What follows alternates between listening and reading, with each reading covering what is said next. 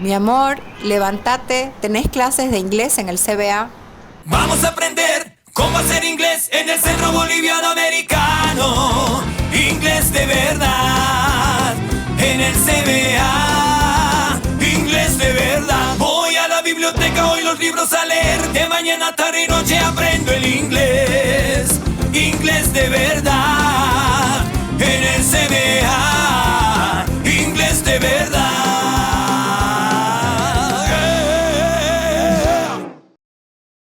Hola, ¿qué tal? ¿Cómo están? Muy buenas noches, bienvenidos a Café Sin Cortes, a este nuevo episodio que prometemos va a estar tremendamente interesante. ¿Por qué? Porque en Bolivia estamos necesitados de informarnos, de conocer, de tener a ciencia cierta, por lo menos, la posibilidad de no errar en nuestro voto el 17 de agosto de este año. Y es por eso que intentamos, en lo posible, conocer a profundidad y con muchísimo respeto a los candidatos. En este caso, el candidato a la vicepresidencia que acompañará a Samuel Doria Medina, el señor José Luis Lupo Flores, cruceño, nacido en Valle Grande, sentado frente a nosotros acá en este maravilloso edificio de la Green Tower. José Luis, permítame tutearlo o vocearlo. Por favor. Bienvenido. Muchísimas gracias, Sandra, y muchas gracias por darme la oportunidad de conversar contigo para poder hacer conocer todo lo que la población requiere en este proceso tan complejo. José Luis, me pasó una cosa bien especial. Más tempranito estaba en la peluquería y la chica que me arreglaba, a la chica que me arreglaba le pregunté, ¿usted conoce al señor José Luis Lupo? Y me dice, no, no lo conozco. Se acerca al dueño de la peluquería y le digo, ¿usted conoce a José Luis Lupo? Y me dice, claro, por supuesto. Hace un tiempo tuvimos la oportunidad de cenar juntos y es un tipazo, es un economista que le prometo que le va a dar soluciones certeras y que va a traer inversión extranjera a un país que está prácticamente destruido como es el nuestro. Él se llama Robson y le mandó muchísimos saludos y me dijo que lo conocía y que confiaba muchísimo en su calidad de profesional. Así que es como que un país dividido. Desde el 14 de mayo hacia adelante lo estamos recién conociendo. Los que conocieron su participación en gobiernos como el de Tuto, el del general Banzer y Jaime Paz Zamora saben de su trayectoria, pero las nuevas generaciones no. Así que si me permite entrar un poco a conocer quién es usted desde su nacimiento, su crianza, su familia, ¿le parece? Pero claro que sí, con el mayor gusto. Eso sí, a peluquerías no voy hace mucho tiempo. No pregunto por qué. Pero sí. A ver, yo nací en 1961 en Valle Grande, viví hasta mis 6 años allá. Luego tuvimos que trasladarnos a La Paz. Mi hermana estudió la primaria y ya no había secundaria en aquella época en Valle Grande. Ya. Entonces mi padre paceño, nos trasladamos a La Paz. Viví en el barrio de San Pedro, en La Paz, y estudié en el colegio San Ignacio hoy. Antes se llamaba San Calixto Seguencoma, cuando yo estudiaba allá, con los jesuitas. A los 18 años entré a la universidad en La Paz y vino el golpe de García Meza del 80. Como muchos otros jóvenes bolivianos, tuve que buscar seguir estudiando en alguna parte. Me fui a México. Los mexicanos muy generosos siempre abrían las puertas a los estudiantes y todos los sudamericanos que pasábamos por esos problemas. Porque fue una época, además, no solo de Bolivia, no, complicada, Uruguay, ¿no? Chile, Argentina. Paraguay, Argentina, Brasil. Entonces, yo estudié en México, en la Universidad Pública en México. Empecé a trabajar para sostener mis estudios y además me casé muy joven. ¿Estudió qué? Perdón, que Economía. le interrumpa. Economía, y me casé a los 20 años. Entonces mi esposa igual estudiaba. Changuito. Así es. Peladito. Estudiamos juntos acá en realidad. Yo me Ajá. fui un año antes, conseguí trabajo y ella se fue y nos casamos. Éramos menores de edad. En esa época uno no se podía casar si no tenía 21 años. Entonces nos casamos con el poder de nuestros padres. Claro, de 21 años hace, bueno, no tanto, pero tampoco muy poco, que la mayoría de edad se corrió a los 18, ¿no? Pero antes era a los 21, claro. Tuvimos que tener el poder escrito de nuestros padres y nos casamos en la Embajada de Bolivia. ¡Qué bárbaro! Bueno, volví en plena crisis hiperinflacionaria acá en el 84. Hernán Siles Suazo, ¿era Hernán eso? Siles Suazo acabando el gobierno, y tuve la suerte de trabajar en un lugar que fue un reducto de economistas jóvenes, que todavía existe, se llama Unidad de Análisis de Políticas Económicas, UDAPE, Ya. que fue un reducto para poder proteger lo poco que quedó de la destrucción institucional.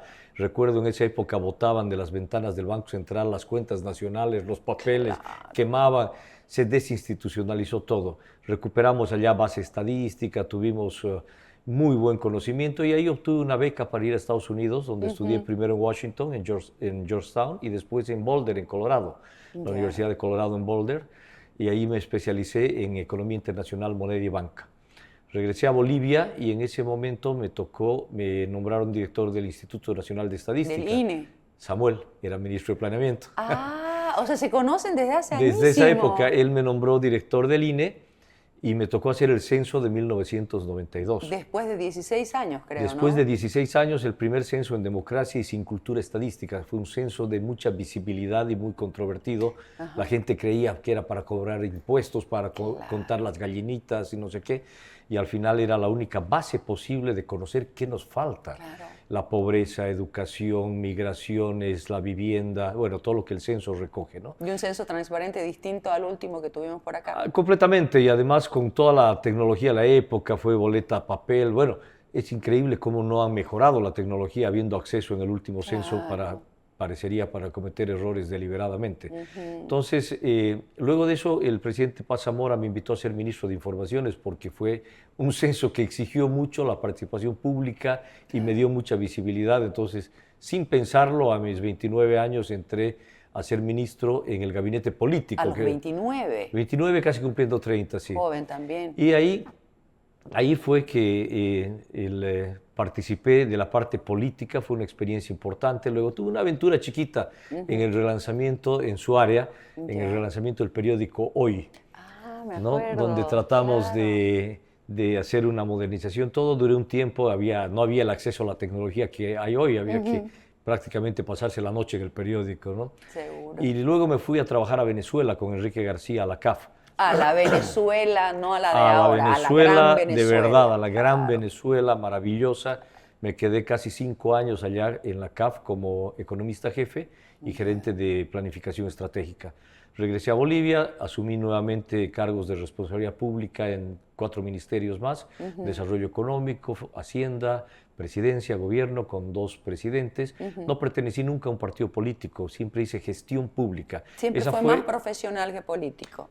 Sí, esa fue mi parte. Siempre hay política, obviamente, pero no perteneció a un partido político. Claro, porque política, todos tenemos políticas de vida, políticas de crianza, políticas de educación, políticas de conducta. La política está inmersa en la vida misma, ¿no? Así es, y además es la factibilidad misma, no se puede hacer economía sin hacer política, por eso se llama política económica, que son las acciones que se toman. Correcto. Esa fue la parte que fui protagonista de la gestión pública. Luego me fui al Banco Interamericano de Desarrollo, a Washington. Al BID.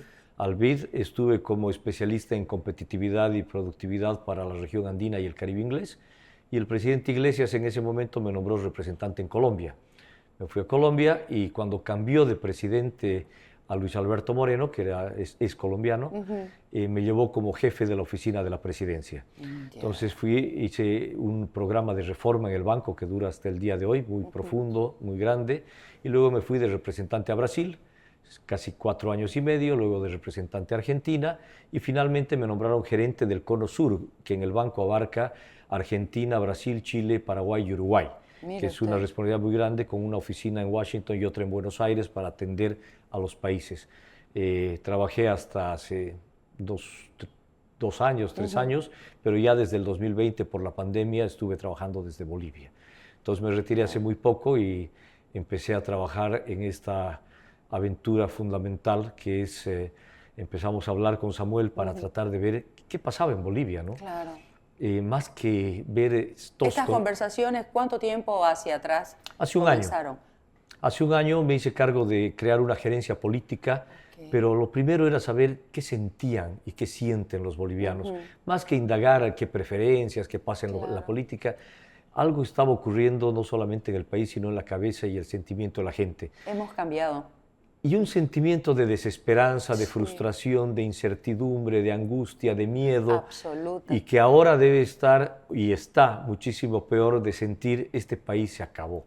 Este país no es viable, este país se terminó. ¿Hasta dónde más profundo podemos llegar, no? Que la frase más común en las madres y en los padres era: ojalá mi hijo se vaya por más que lo extrañe y sufra yo no teniéndolo conmigo, pero necesito pensar que tiene oportunidades y en Bolivia ya no las hay.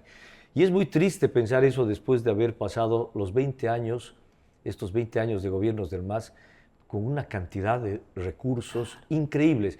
La democracia, con todos sus defectos y con todas las dificultades que tuvo, le dejó un país con el principal mercado para el gas en Sao Paulo, el mercado argentino, la deuda eliminada, crecimiento total. Los precios internacionales se multiplicaron por 10, era un mar de plata. ¿Usted como economista cree que con toda la plata que hubo y que se despilfarró, Bolivia hubiese sido una Bolivia totalmente distinta a la que tenemos actualmente? Completamente. Hoy estamos en un país en ruinas que nos están dejando y todavía sin saber hasta dónde más vamos a caer hasta que se vayan. Que una caída libre, un pozo que no conocemos cuál es el fin todavía, pero tuvimos la oportunidad increíble de invertir todos esos recursos en educación, en salud, en acceso a la tecnología, en modernización del Estado, en infraestructura, no en canchitas de fútbol, en todo lo que se tenía que haber hecho para transformar este país. ¿Por qué cree usted que no se hizo? ¿Por angurria de poder, de plata? Yo le voy a ser sincera, yo nunca he votado por nadie del MAS, pero cuando ganó la primera vez Evo Morales, yo pensé, es un hombre de origen humilde, es un hombre que ha debido pasar frío, que ha debido pasar hambre, que ha debido pasar necesidades, va a trabajar por su gente y le va a dar lo que él no tuvo, ni él, ni su familia, ni sus padres, ni sus abuelos, pero nada de eso sucedió. Y peor, sucedieron cosas peores. Yo creo que vivimos una era del engaño, una era de la mentira, del cinismo, pero directo. Cuando, seamos francos, ganaron, y ganaron con un voto popular mayoritario que le daba un mandato para hacer todo lo que se podía hacer. Y con gente que tenía esperanza en él la primera vez. Así es, ¿no? Por eso votaron por él. Y encima pasó el superciclo económico donde llovió dinero. Entonces, tener mandato, tener gobernabilidad y tener recursos y llegar al extremo que estamos viviendo hoy, que prácticamente tenemos un paciente en terapia intensiva con una hemorragia que si no se detiene en los próximos meses... Intubado y no sabes para cuándo. Exactamente, es algo muy frustrante y eso es la razón por la que yo decidí entrar también en esto, porque creo que no solamente es un privilegio volver a servir al país, sino que es una necesidad comprometernos con este cambio, porque Bolivia es viable. Bolivia es un país viable, tenemos todo. Santa Cruz es una región increíblemente productiva, que tiene talento humano, tiene gestión, tiene tierras, tiene productividad. ¿Y por qué no se la aprovecha, José Luis? ¿Por qué este gobierno no quiere aprovechar las bondades de esta tierra? Yo no puedo concebir a Bolivia sin Santa Cruz. Es un motor económico, es una locomotora verdadera que tiene todas las condiciones productivas que tiene Argentina, Brasil, Paraguay, Uruguay. Puede producir toda la proteína que el mundo necesita, animal, vegetal, tiene modernidad, tiene gente, tiene jóvenes, mujeres, tiene emprendedores, todos echados para adelante. Es fantástico lo que tenemos. En el occidente tenemos minería, tenemos litio, tenemos juventud. Todavía los jóvenes son más que los viejos, tenemos el bono demográfico, tenemos la incorporación de la mujer, esa mirada femenina del desarrollo para el mercado laboral, tenemos talento, las necesidades hacen que la gente acceda a la tecnología. Bolivia es viable, no es justo y no merecemos estar en el momento que estamos y encima confrontados, porque si algo, dos cosas han hecho bien en todos estos 20 años, bien para mal, es decir, aprender a gastar mucho y malgastar la plata y enfrentar a los bolivianos, dividir a los bolivianos. Durante 20 años le han metido miseria ideológica a la gente, de odio, de rencor, de los famosos 500 años, cosa que al final, lejos de unir un país, lo que hace es lo que usted dice, enfrentarlos permanentemente y querer siempre estar en revancha unos contra otros, ¿no? Así es, y yo creo que ha llegado... Es como una doctrina, pero una doctrina que sucede perversa. en Venezuela una doctrina que sucede en Cuba. En Nicaragua. En Nicaragua. Es como que una escuela mundial, ¿no? Tal cual. Es muy perverso y es algo terrible porque no es la gente, es esa dirigencia masista que llevó a la gente. La gente, todos somos iguales, tenemos las mismas necesidades, las mismas angustias y hoy todos, absolutamente todos, tenemos una mirada para salir de esta crisis. Es por eso que tiene que ser la gente, tiene que tener confianza, tiene que tener esperanza. Vamos a salir de esto, sabemos cómo salir. Samuel ha creado un espacio político amplio, plural, de centro político, muy claro en la parte de la visión que tiene un país plural como Bolivia, pero también muy claro en el enfoque económico. El enfoque económico es un enfoque de mercado, empresa, emprendimiento y abierto y de frente al mundo, no de espaldas al mundo. Porque no tenemos que echarnos enemigos a la comunidad internacional, que ahorita la ven a Bolivia como si fuera el cuco, ¿no? Definitivamente, definitivamente, y necesitamos no solo eso, necesitamos el respeto del mundo. Y ahora también hay que ser francos, la situación en que hemos caído es de tal forma que necesitamos el apoyo del mundo para salir, y para eso tenemos que ser un gobierno confiable, un país respetado y que haga las cosas bien. Usted, cuando habla de que necesitamos la ayuda del mundo, usted tiene mucho bagaje internacional. Desde que comenzó a narrarnos un poco acerca de su vida, ha estado en muchos países, en muchas instituciones ligadas precisamente a la economía mundial. Esas relaciones tienen un valor impresionante, porque no es lo mismo que llegue yo, que nadie me conoce, a hacer gestión, que llegue usted, que ha estado dentro y conoce el know-how de todas estas instituciones. Bueno, sí. Esa es la parte de gestión pública. El BID, por ejemplo, da algo que es un verdadero privilegio. El BID tiene 27 países de América Latina y el Caribe, y el BID es una institución de desarrollo. Entonces, lo más importante ahí son las lecciones aprendidas y las mejores experiencias y las mejores prácticas. Entonces, no hay que empezar de cero, nunca. Hay que construir sobre lo construido y hay que tomar los ejemplos que tenemos de las mejores y más exitosas prácticas y las lecciones aprendidas. Entonces, el ver cómo ha funcionado mejor la inclusión digital en Uruguay, cómo ha funcionado mejor el tema de género en Costa Rica, esas experiencias son las que tenemos que traer. Paraguay. Pero lo más importante, primero tenemos que tener un programa económico claro de salida de la crisis. Y eso pasa obviamente por restituir el acceso a los dólares, la provisión de combustibles, parar la inflación y después hacer las reformas que se deben hacer para atraer inversión extranjera, inversión doméstica, ser un país creíble, bajar el déficit fiscal a niveles sostenibles y ser un país serio, confiable y respetado. ¿Por dónde comenzaría Samuel y usted? Porque dentro de la premisa de la campaña inicial de Samuel están los 100 días, que obviamente es muy poco tiempo para tanto desastre, pero ¿por dónde arrancarían? Todo es urgente, pero ¿qué es lo gravitante, lo más necesario para que comencemos a mejorar? Bien, volvamos al ejemplo del paciente. Tenemos un paciente en terapia intensiva con una hemorragia que hay que parar. La hemorragia hay que pararla. ¿Y cuál es esa hemorragia? Es básicamente todo este gasto superfluo que hacen que genera un déficit gigante que hay que parar y cortar, uno.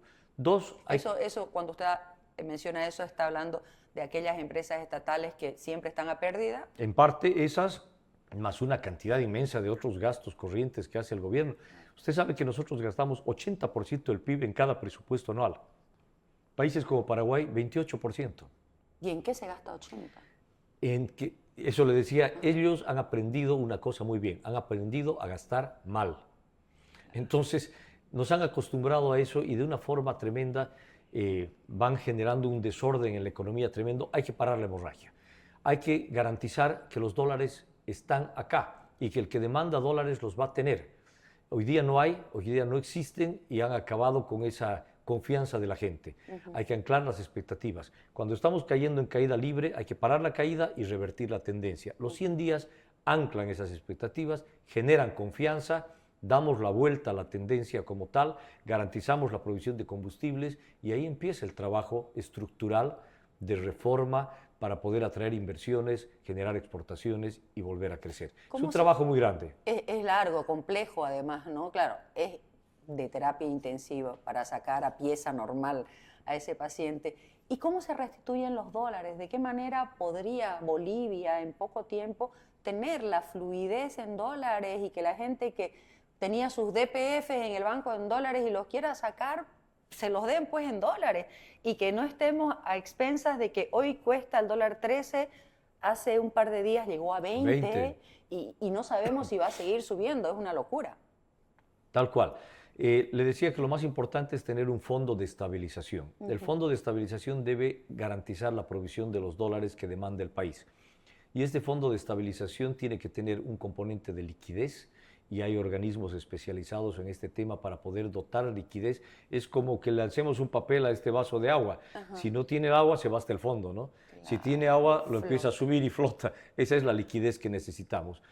Segundo, ahí entra la comunidad internacional y los organismos. Hay tres tipos de ventanillas en los organismos, unos que dan liquidez, otros que dan préstamos de rápido desembolso y apoyo a balanza de pagos y al presupuesto contra reformas necesarias en la política de nuestro propio programa, y eso lo vamos a hacer. Y hay otros, son los créditos de inversión, algunos ya aprobados, que se debe reestructurar para que sean de rápido desembolso y garantizar que este fondo de estabilización tenga al menos 5.000 millones para garantizar este primer paso. ¿Cómo haría usted como vicepresidente, en caso de ser elegido en agosto, para poder vivir en ese país correcto, limpio y transparente que usted mencionaba, cuando somos un porcentaje ínfimo los que tributamos, los que pagamos impuestos desmesurados en base a lo que ganamos o en base a lo que nos esforzamos, y un 90 y tantos % de personas que trabajan de manera irregular, el contrabando, de esa manera en que exigen lo mismo que exige el que paga sus impuestos, pero sin aportar absolutamente nada? ¿Cómo se hace eso?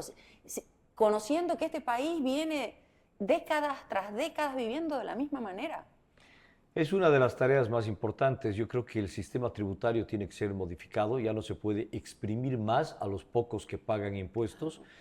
Tampoco se debe seguir subiendo esos impuestos, y debe tenerse un sistema tributario bastante neutro y progresivo. Pero lo más importante en esto es no necesariamente los impuestos nos llevan a tener una capacidad. Lo más importante es la producción. Si nosotros podemos, con impuestos más bajos, producir más, al final vamos a recaudar más. Y la gente que ve que los impuestos se devuelven en servicios transparentemente, en salud, en educación, en previsión social, de forma transparente, también se comporta. Hay una rama en la economía que se llama... Uno paga sus impuestos con gusto, si sabes a dónde Exactamente. van, ¿no? Hay una rama en la economía que se llama comportamiento económico, behavioral economics, que en esta rama básicamente se apela a eso. Es como en un condominio. Le mandan una carta y le dice, su vecina ya ha pagado las expensas. Y usted dice, yo también voy a pagar y lo voy a hacer rápido, porque está viendo el fruto y el trabajo de esa plata que está pagando. Está manteniendo limpio, está manteniendo seguro. Eso tiene que llegar a ser la convivencia ciudadana, y eso no es apretando a algunos pocos y no a otros, y ni siquiera apretando a todos. Es teniendo una visión de que todos ganamos si se produce más, si se produce mejor, si hacemos reformas, si somos competitivos, si tenemos un buen sistema de educación y de salud, y la educación básica, que es fundamental. Claro. Precisamente cuando usted menciona de un país competitivo, las veces que desde ciertas regiones se ha intentado ser competitivo, se ha puesto traba, otra traba, otra traba. En ese sentido, en el sentido productivo de exportación, ¿qué haría usted? El sector exportador es el que le da el sueldo al país. O sea, el sector exportador es nuestra estrella, es lo más importante. Tenemos un sector exportador muy importante en Santa Cruz, muy potente, que ha sido víctima de una actitud totalmente perversa, que en vez de premiarlo, lo ha castigado y le ha puesto todas las trabas posibles. Hay que destrabar absolutamente todo al sector exportador para que sea más competitivo, más productivo, se invierta mucho más, sea una vitrina de inversiones para que vengan capitales a invertir más a Bolivia y que se sientan seguros. Porque la crisis no es solo económica, es moral, es ética, es judicial, por supuesto. Entonces, un lugar donde no hay seguridad jurídica, ¿quién va a venir a invertir? Que no le dejen llevarse sus utilidades, ¿quién va a venir a invertir?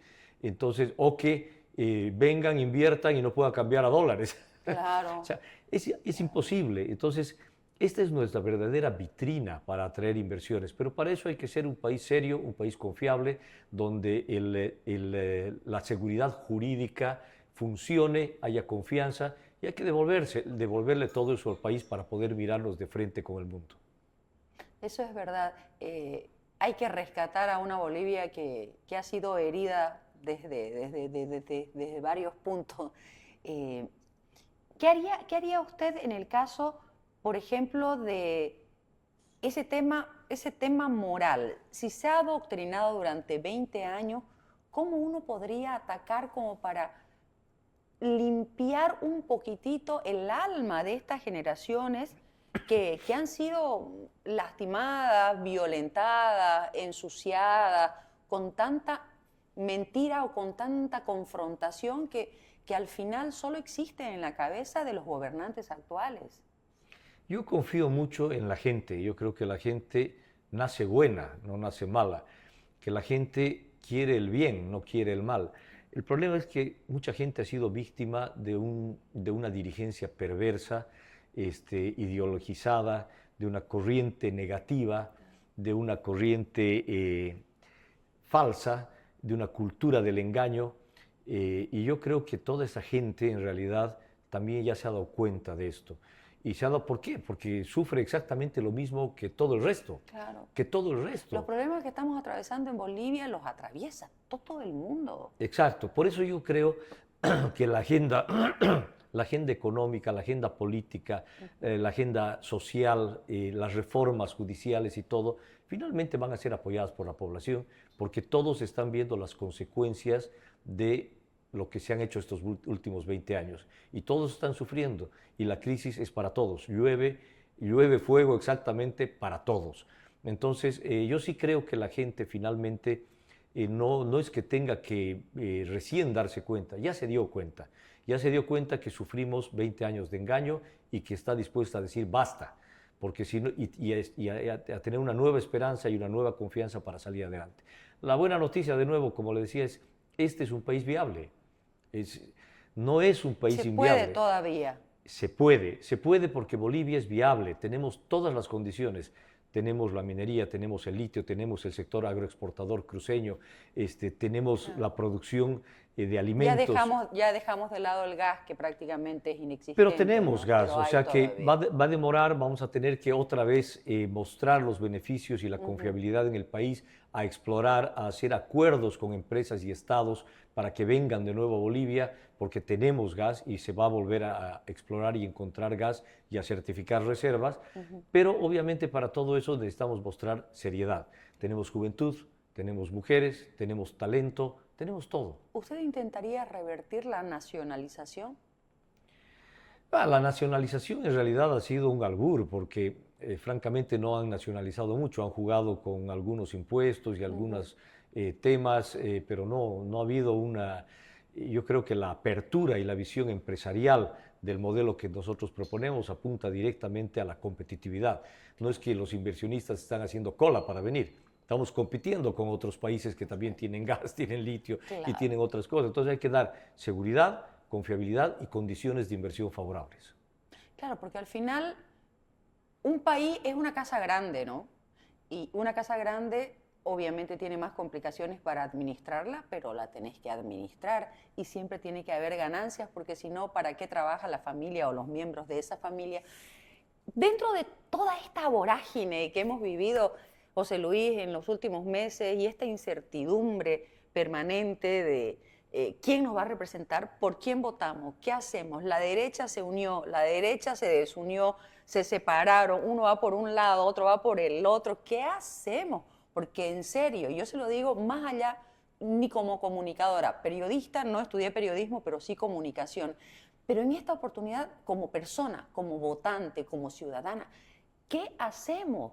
Porque tenemos el temor de, se han dividido y ahora, ¿para dónde prendemos para cambiar este modelo económico fallido de estos 20 años?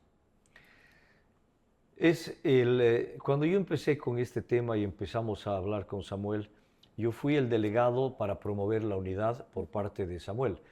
La unidad es fundamental y por eso nuestra alianza se llama unidad.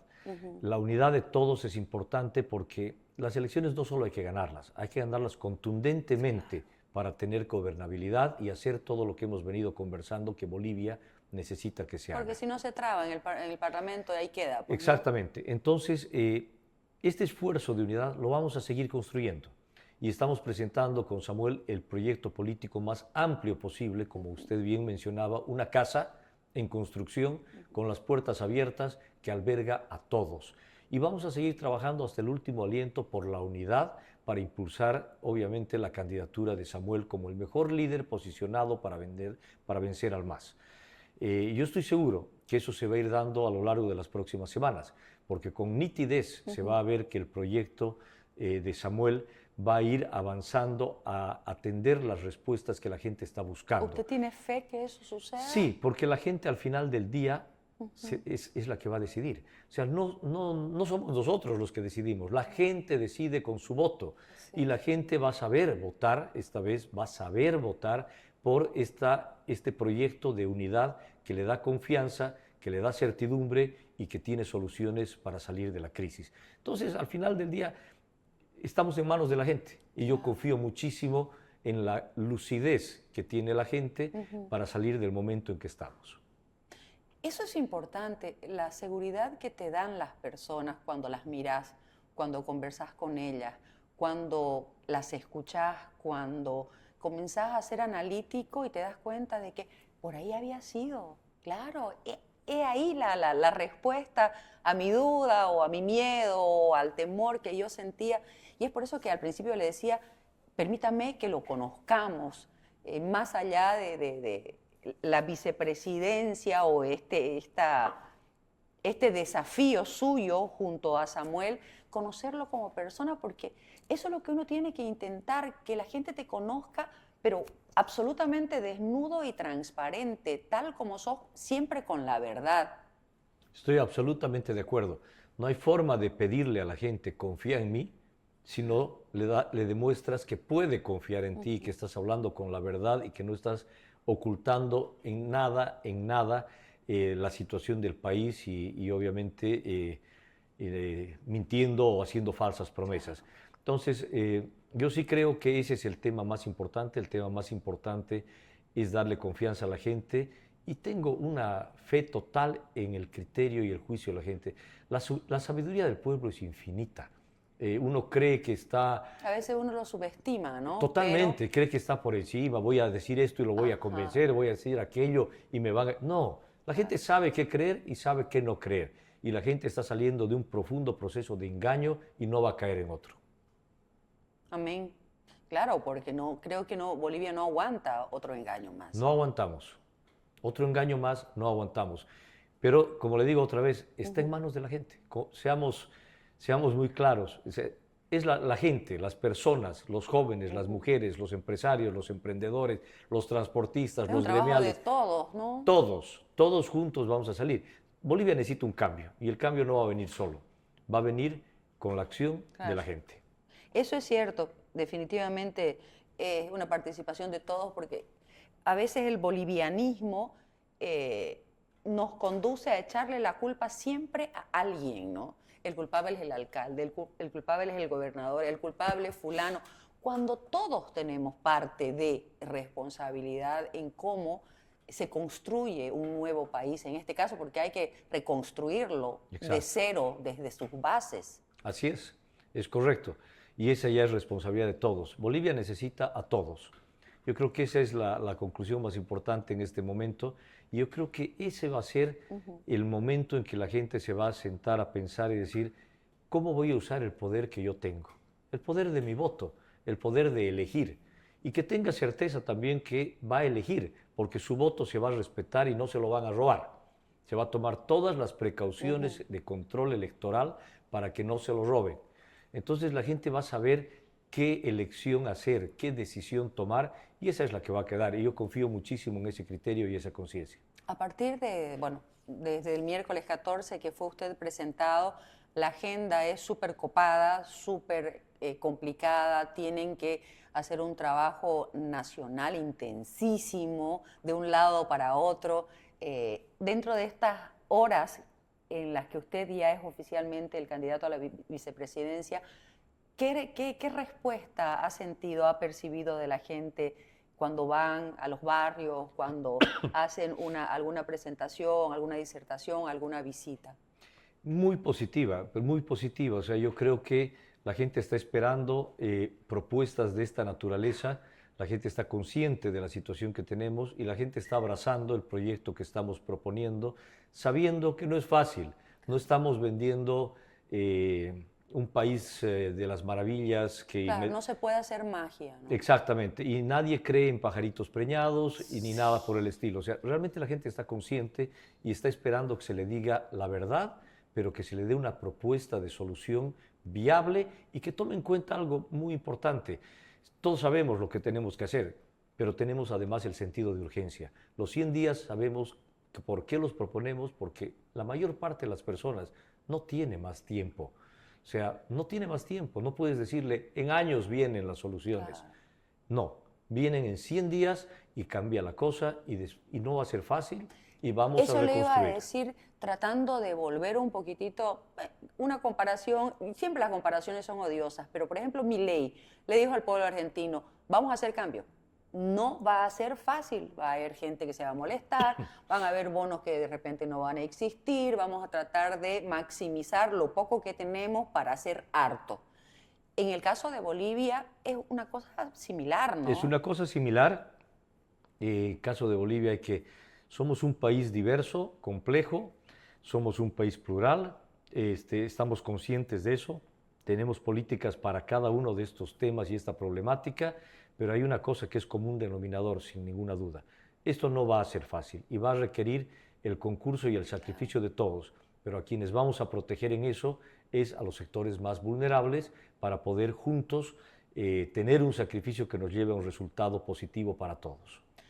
¿Qué van a hacer con el campo, con el área rural, donde en ciertos lugares del país se sabe que el voto duro del MAS no cambia, precisamente por todos esos años que se ha ido y se les ha dicho esto está mal, los capitalistas, los de derecha son el diablo, papá, y toda esta sarta de cosas que la gente se las ha creído, pero al final igual sus vidas no han cambiado, los pobres siguen siendo pobres, los que eran de clase media se han empobrecido y los que son de clase alta son los que se van a empobrecer si se los sigue apretando de esta manera. ¿Cómo se llega al campo? ¿Con qué premisas? ¿Con qué? No promesa, porque de repente la promesa, vos decís la promesa para zafar de un momento y convencer a alguien y después pasa. Pero ¿con qué premisas? Yo creo que la gente hoy se ha dado cuenta que la ideología no se come y se acabó. Y yo creo que la gente se ha dado cuenta de que este es el momento de decir basta. Y cuando hablo de la gente del campo, de las ciudades intermedias, de los sectores sociales y de todos ellos, y no culpo a nadie porque hemos vivido un momento de profundo engaño y con la plata se empieza a hacer figuritas que uno se las cree. Y eso es lo que ha ocurrido. Pero hoy la gente sabe que la ideología no se come y que hay que tomar medidas que generen riqueza, que den oportunidades y que hay que apostar a la educación y que hay que apostar a los jóvenes y que hay que apostar a las mujeres. Y yo tengo, de nuevo, toda la esperanza de que la conciencia del pueblo boliviano es muy profunda, es muy grande y que esta vez no se van a dejar engañar. Y no satanizar al empresariado, ¿no? Porque por lo menos en estos últimos años, o lo que tengo memoria, para el gobierno, el empresariado es palabra, pero así prohibida, es como que lo peor y al final son fuentes de empleo, son divisas para el país, son la competitividad que usted mencionaba. Creo que todo lo que pueda generarnos riquezas exportando sin descuidar el mercado interno, que nunca se ha descuidado al final, ¿no? Entonces no hay ni siquiera pretexto para decir no se exporta porque no alcanza para Bolivia, es todo lo contrario. Pero claro, imagínese esa lógica de esta gente que dice sustitución de importaciones al estilo de los años 60, en el cual Bueno, yo voy a producir esta botella de agua aquí en Bolivia a un costo más alto que sería de traerla afuera. O sea, voy a obligarla a pagar más a usted. Ser competitivo significa que si yo produzco esto, puedo venderlo afuera competitivamente y por tanto también adentro competitivamente y usted no paga más. Porque si yo lo protejo eso, entonces entra y encima genera discrecionalidad perversa. Porque alguien va a autorizar que se importe y ese alguien va a ser alguien corrupto que va a pedir coimas para darle una licencia de importación. O sea, es una locura. El sector empresarial como tal, para nosotros es el pilar del crecimiento y el desarrollo de Bolivia. Es la fuente de empleo para los bolivianos, es la fuente de creación de riqueza, por tanto debe ser tratado de esa manera. ¿Qué han hecho hasta ahora? Crean empresas públicas para competir con las privadas.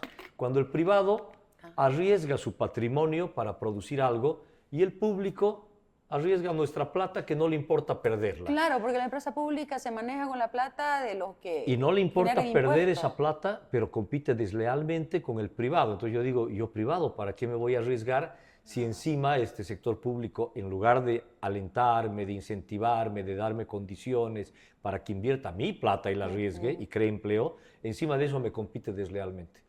Entonces, es una lógica completamente diferente. Para nosotros, claramente, es el sector privado el responsable de la producción de bienes y servicios y generación de empleo. Y el Estado es el responsable de crear las condiciones para que sea competitivo. Por supuesto. ¿Qué le ha dicho su familia, así cambiando de tema radicalmente?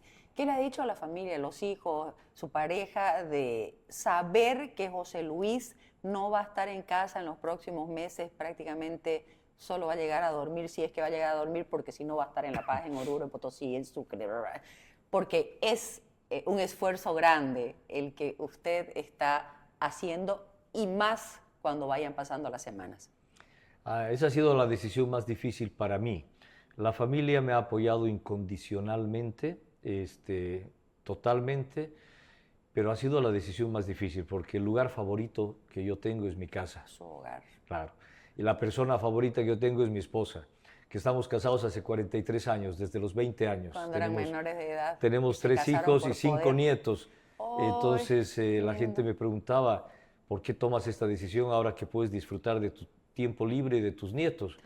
Y realmente fue muy difícil, pero llegué a la conclusión es que tomaba esta decisión justamente por ellos, para que no reciban un país en ruinas, como nos están dejando ahora, y para que no tengan que buscar oportunidades afuera, para que la mirada de los jóvenes no sea el aeropuerto como única salida, o la estación de buses, para que vean que en este país se puede vivir en paz, en libertad, y se puede encontrar oportunidades para poder crecer.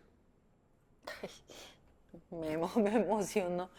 Es que es cierto, porque al final uno ya vivió, uno ya pasó los 50, pasó los 60, y bueno, pasó buenas, malas y regulares, pero los chiquitos que tanto ama a uno no tienen por qué vivir esto. Así es.